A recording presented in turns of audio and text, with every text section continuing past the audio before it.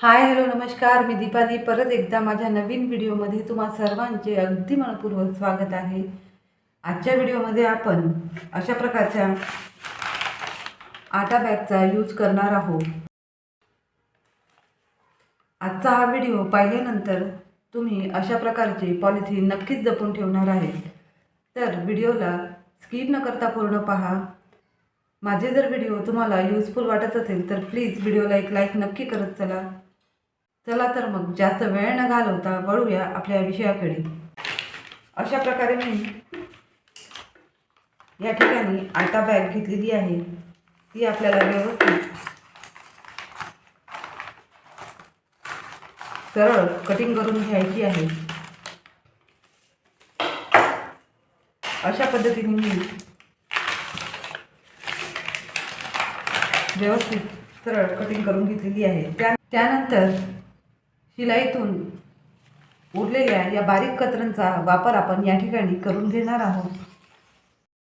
ही कतरण आपल्याला या पॉलिथिनमध्ये अशा प्रकारे एकदम पतली लेअर भरून घ्यायची आहे।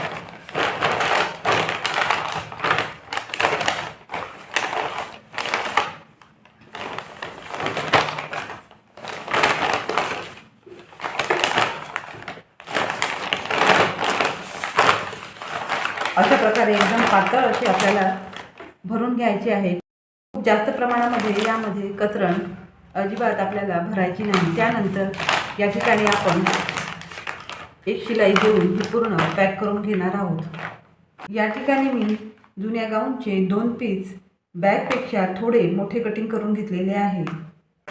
अशा प्रकारे आपल्याला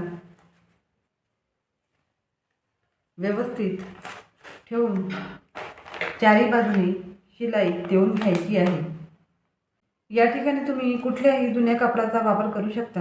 अशा प्रकारे मी चारी बाजूने टीप देऊन घेतलेली आहे। त्यानंतर आपल्याला वेगळ्या कलरच्या कपड्याने याला पाइपिंग करून घ्यायची आहे।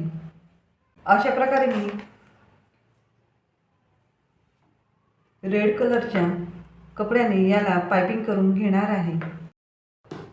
वेस्ट कतरणांपासून जुन्या कपड्यांपासून किती सुंदर मॅट आपली ही तयार झालेली आहे। याचा वापर मी किचनमध्ये जेव्हा आपण स्वयंपाक करताना उभं राहतो त्यावेळेस पायाला फरशी गार लागू नये म्हणून करणार आहे। यामध्ये पॉलिथिन असल्या कारणामुळे फरशीचा गारवा आपल्या पायापर्यंत अजिबात पोहोचणार नाही। याचा वापर कशा पद्धतीने करायचा हे तुमच्यावर डिपेंड आहे। अशा प्रकारे खूप सुंदर मऊ अशी ही मॅट तयार झालेली आहे।